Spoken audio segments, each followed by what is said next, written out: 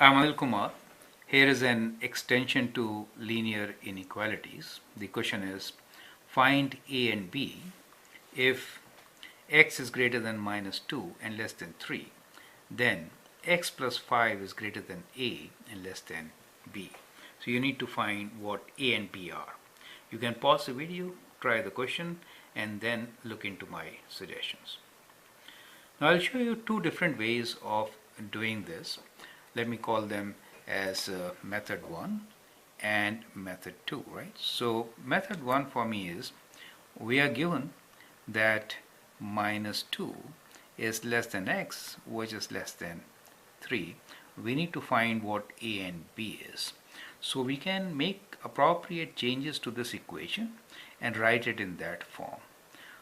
The obvious change is add 5, right? So if we add 5, so if you add 5, what happens?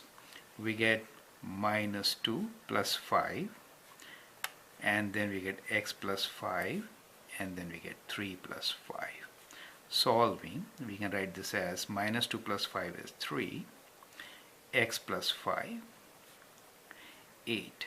So we got the values of a and b comparing these two. That is to say, if you compare what you need from what you have, you can say straight away that a equals to 3 and b equals to 8. So that is one way of solving it.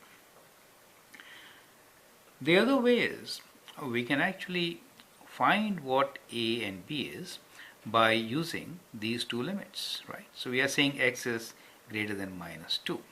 So the second method, what we can do is, we can actually substitute the value. So we are trying to find a and b.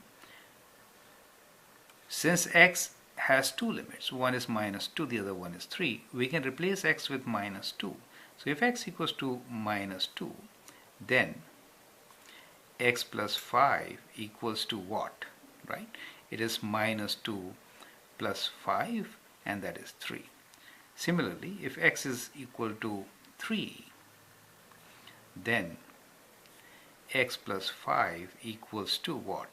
So we'll replace x with 3, so 3 plus 5, that is 8. And therefore, we get our answer that x plus 5 should be between 3 and 8.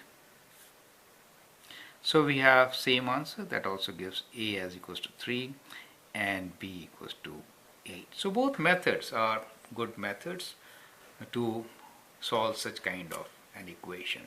Now things to note here are few.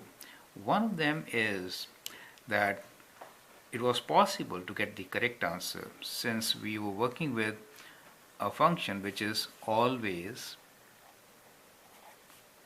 increasing, right? So it was always increasing, and therefore we got this solution. This method will also work if the function is always decreasing. Now in case the function is always decreasing, in that way you may find this to be flipped.